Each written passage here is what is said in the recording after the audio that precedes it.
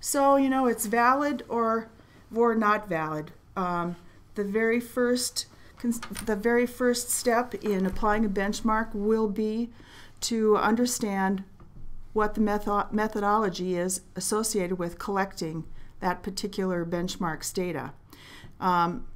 If you are looking at a benchmark and the source of that benchmark is not able to fully describe or provide complete process details associated with collecting that information, then it's appropriate that you ask more about that particular benchmark. My favorite example are a number of trade journals who produce a number of different benchmarks, and when one investigates the methodology, one finds out that that trade journal or that association is creating a situation where individuals can go post their information to a database. One of the most noted studies in comparative service quality is done by a trade journal in the desktop and PC space, and in that particular study is basically an environment where individuals are invited to go to a website and post their characteristics or their characterizations of the service that they had received on a particular product.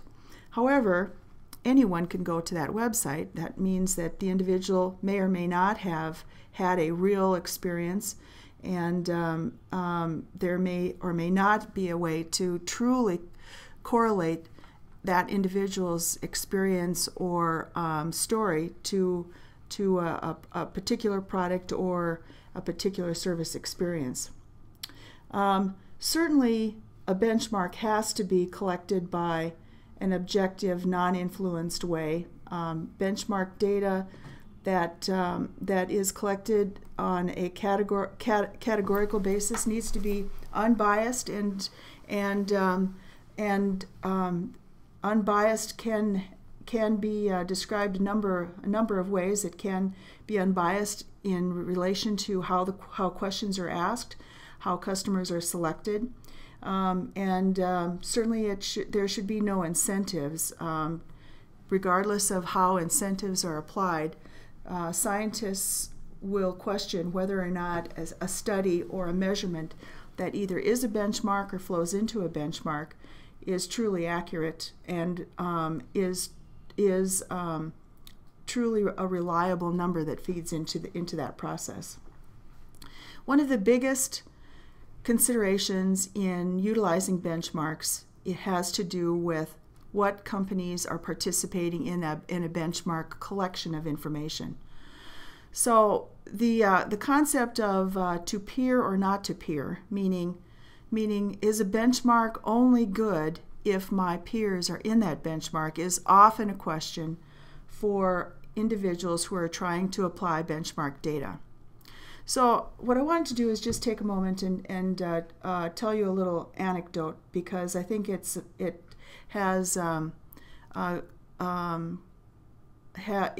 offers a perception or consideration that we all should keep in mind as we think about benchmarks. Some time ago, I was asked to go to an organization for whom Service 800 was providing services, and that organization was experiencing a very serious problem. Their problem was that their key account, their biggest customer, for whom they had been providing all kinds of special, unusual, and beyond contract services, like much quicker response time, having parts and technical support very, very close to customers, not charging for much of their service delivery, was not affecting their key customers' attitude about that service organization. When that service organization asked that customer to rate their satisfaction with different characteristics of their company, including their service delivery, the best that they could get was an average or a moderate rating from that company for whom they had basically been moving heaven and earth to serve. So I was asked to go and interview that customer and try to understand more about why this customer did not have a higher appreciation for all of the amazing things that that organization was providing.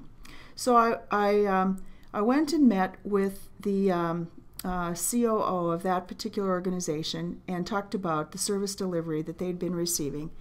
And at the end of the conversation, I said, so just tell me, very simply, why then are you not considering this company to be an exceptional, or why are you not delighted, or why are you not seeing that particular organization as providing a service that's above and beyond for which you are very, very satisfied?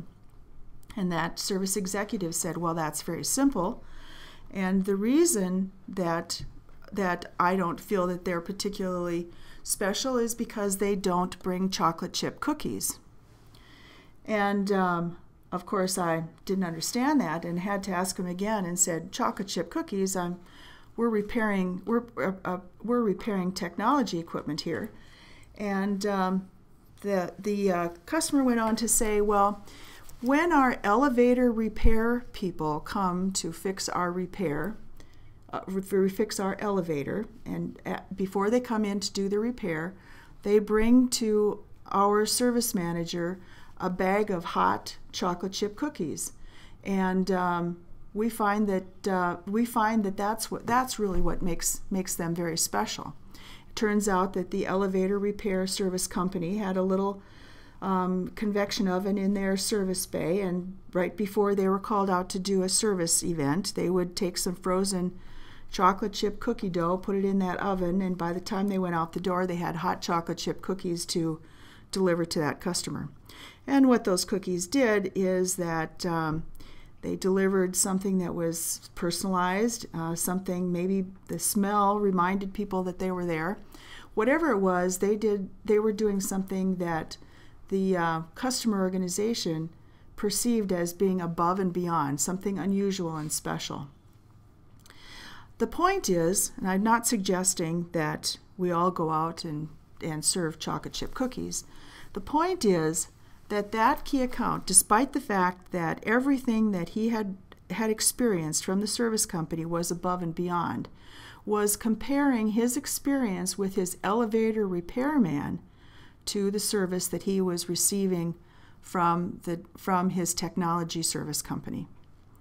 So what's very important for us to understand in the course of measuring customer attitude and customer satisfaction is that the individuals who are providing measurements, the individuals who are providing feedback on our experiences, do not compartmentalize their experience. In other words, they do not take a moment, step back, and say, well, I'm only going to compare my service experience with this man standing in front of me in a blue shirt with the other service people that come to me in a blue shirt.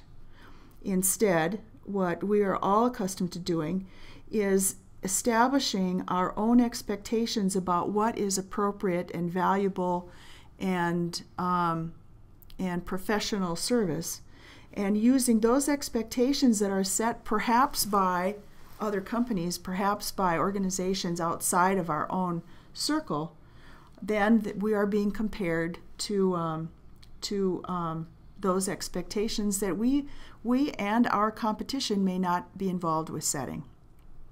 You can test this yourself.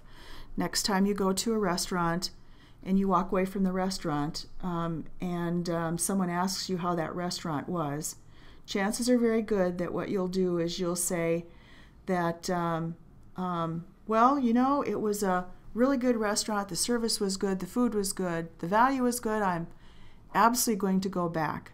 But you wouldn't stop and say, for a restaurant that serves Indian food in the southeast corner of my city, that was the best restaurant in that category. So one of the most important points that I would like to make today regarding benchmarking is that we do have to consider who the participants are in a benchmark program. We do have to realize that the individuals who are providing feedback and who are judging the service quality that they're experiencing are individuals that are setting their expectations based on somebody else's service and not necessarily our own.